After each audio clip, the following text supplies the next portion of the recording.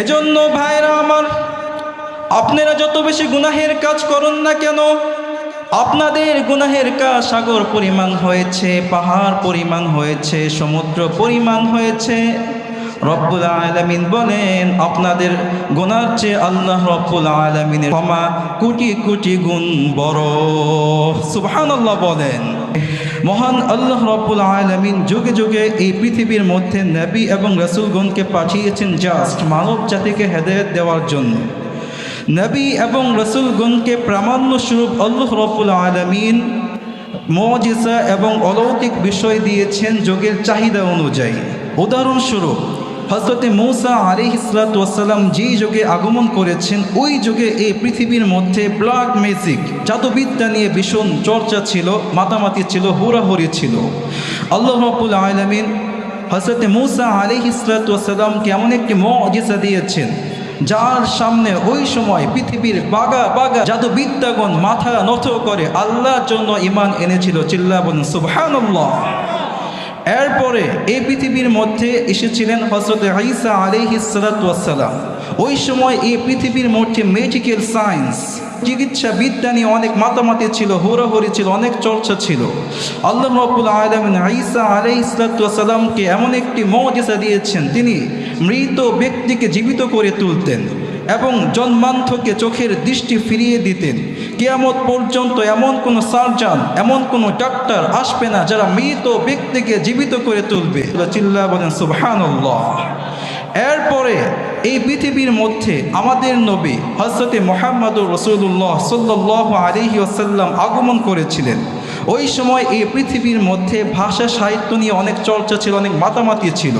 আল্লাহ রাব্বুল আলামিন হযরত মুহাম্মদুর রাসূলুল্লাহ সাল্লাল্লাহু আলাইহি ওয়াসাল্লামকে ঐশী গ্রন্থ, মহাগ্রন্থ, সাহিত্য সমৃদ্ধ আল কোরআনকে দিয়েছেন এবং আল্লাহ রাব্বুল আলামিন পৃথিবীর সমস্ত সাহিত্যিকদেরকে চ্যালেঞ্জ ছুড়ে দিয়েছেন, পারলে এই কোরআনের মতো ছোট্ট একটি সূরা বানিয়ে নিয়ে আসো। ওই সময় পৃথিবীর সমস্ত সাহিত্যবিদ্যাগণ, সাহিত্যিকরা মিলেও কোরআনের মতো ছোট্ট একটি সূরা বানিয়ে নিয়ে আসতে পারেনি। চিল্লা বলেন সুবহানাল্লাহ।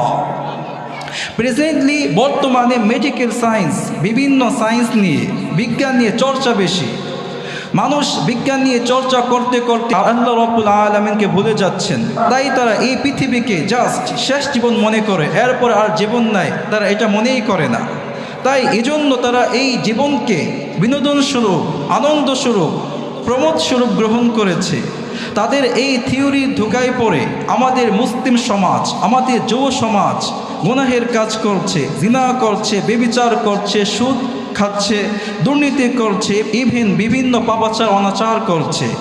এজন্য বুখারী শরীফের বর্ণনায় হাদিস নং 6808 عن أنس بن مالك رضي الله تعالى أنه قال قال رسول الله صلى الله عليه وسلم لا تقوم الساعة إما قال من أشراط الساعة أن يرفع العلم ويظهر الجهل ويشرب الخمر ويزهر الزنا إلى آخر الحديث।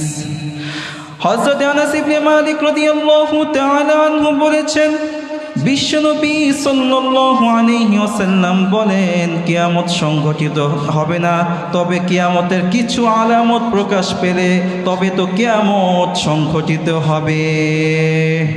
নম্বর 1, আইয়ুরফাল ইলমু, এই পৃথিবী থেকে আল্লাহ প্রদত্ত জ্ঞানকে, ওহীকে উঠিয়ে নেওয়া হবে। ওয়ায়াদহারুল জাহলু, ওই সময় এই পৃথিবীর মধ্যে জাহালাত, অজ্ঞতা, মূর্খতা বিরাজমান হবে, প্রকাশ পাবে। এজন্য বিশ্বনবী বলেছেন, ওই সময় এই পৃথিবীর মধ্যে এমন সব আলেম আসবে যারা জ্ঞানহীন হয়ে মানুষকে ফতোয়া দিবে, তারা গুমরাহ হবে, মানুষকে গুমরাহ করে ছাড়বে। চিল্লা বলেন ঠিক কিনা? 2 নম্বর হচ্ছে ওয়াইশরাবাল খমরু, এই পৃথিবীর মধ্যে মদ্যপান বেড়ে যাবে। জায়গায় জায়গায় মদ্যপানের আসর করবে। সন্তান মদ পান করে এসে পিতামাতাকে মারবে, স্বামী মদ পান করে এসে স্ত্রীকে মা বলবে। এমন ঘটনা আমাদের বাংলাদেশ হচ্ছে কি হচ্ছে না? ইভেন এই দেশের উচ্চপদস্থ নেতাকর্মীরা দিনের বেলায় ভালো সাজবে, রাতের বেলায় মদ পান করে মাতাল হয়ে পড়ে থাকবে। এমন ঘটনা আমাদের বাংলাদেশের মধ্যে হচ্ছে কি হচ্ছে না? এরপরে বিশ্বনবী বলেন 3 নম্বর ওয়াইসহারুস জিনা, পৃথিবীর মধ্যে জিনা বেড়ে যাবে, অলিতে গলিতে জিনা হবে, পথে ঘাটে জিনা হবে, ইভেন ছেলে মার সাথে জিনা করবে, বাবা মেয়ের সাথে জিনা করবে, ভাই বোনের সাথে জিনা করবে। এমন ঘটনা আমাদের বাংলাদেশের মধ্যে হচ্ছে কি হচ্ছে না?